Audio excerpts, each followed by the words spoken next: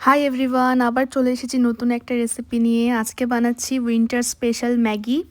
এখানে আমি 6 packet Maggi নিয়েছি, আর এদিকে নিয়েছি 2টো ডিম। তেলও গরম করতে বসিয়ে দিয়েছি। ডিমগুলো ভেজে নেব আস্তে আস্তে। ডিমগুলো ভেজে আগে তুলে নেব, তারপরে একে একে সব সবজিগুলো ভাজবো। আর সবজির মধ্যে এখানে নিয়েছি প্রথমেই পেঁয়াজ, আলু, গাজর, ক্যাপসিকাম, আর কিছুটা পনির নিয়েছি, আর নিয়েছি কাঁচা লঙ্কা।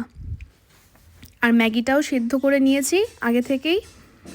এবার কড়াইতে বেশ কিছুটা সাদা তেল দিয়ে গরম করে নিতে হবে ভালো করে। তারপরে পনিরগুলো আগে ভেজে তুলে রাখতে হবে। আমি এখানে বেশি পনির নিইনি, কারণ আমাদের বাড়িতে পনির খেতে ভালোবাসে না তেমন কেউ, অল্পই দিয়েছি। তারপরে পনির ভাজা হয়ে গেলে আলুগুলোও ভেজে নিতে হবে। আমি আলাদা করেই ভাজছি আলুটা, বেশ একটু গোল্ডেন গোল্ডেন করে ভাজতে হবে।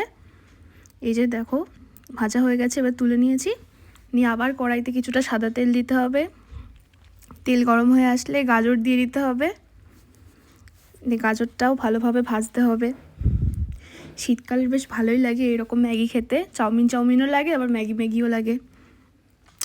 গাজর ভাজা হয়ে গেলে তারপরে ক্যাপসিকাম দিয়ে দিতে হবে। আর ক্যাপসিকাম খেতে তো আমি ভীষণ ভালোবাসি, আমার খুব ভালো লাগে ক্যাপসিকামের ফ্লেভারটা। তারপরে দুটোই যখন একটু ভালোভাবে ভাজা হয়ে যাবে, পেঁয়াজটা দিতে হবে। দিয়ে এবার তিনটে একসঙ্গে ভালো করে ভাজতে হবে। তোমরা কারা কারা এমন ম্যাগি খেতে ভালোবাসো অবশ্যই কমেন্ট করে জানিও। আর এবার কাঁচা লঙ্কাটাও দিয়ে দিলাম। দিয়ে আলুটাও এর ভিতরে দিয়ে একসঙ্গে নাড়াচাড়া করতে হবে। এবার ডিম আর ভেজে রাখা পনিরটাও এর মধ্যে দিয়ে দিতে হবে। বেশ কালারফুলও দেখতে লাগছে জিনিসটা। এবার আমি সামান্য পরিমাণের সয়া সস দিয়েছি, কারণ সবজিগুলোর আলাদা একটা ফ্লেভার আছে, তো ওই জন্যে এই ফ্লেভারটা যাতে বেশি না হয়ে যায়, ওই জন্যে খুব অল্প পরিমাণে দিয়েছি।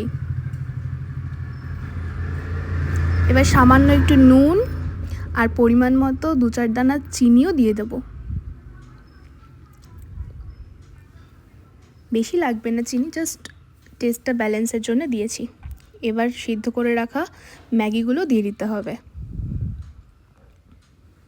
একটু ছাড়িয়েও দিচ্ছিলাম ম্যাগিগুলো, একসাথে হয়ে গেছিলো বলে। দিয়ে ভালোভাবে মিক্সড করে নিতে হবে। এখনই দেখতে জিনিসটা কতটা টেম্পটিং লাগছে। এবার আমি বেশি মশলা দিইনি, 1 প্যাকেট মশলা দিয়েছিলাম। এই যে রেডি হয়ে গেছে। আমার তো এখনই ভয়েস দিতে দিতে লোভ লেগে যাচ্ছে। আমি আবার একটু উপর দিয়ে কাঁচা পেঁয়াজ আর সস দিয়ে নিয়েছিলাম।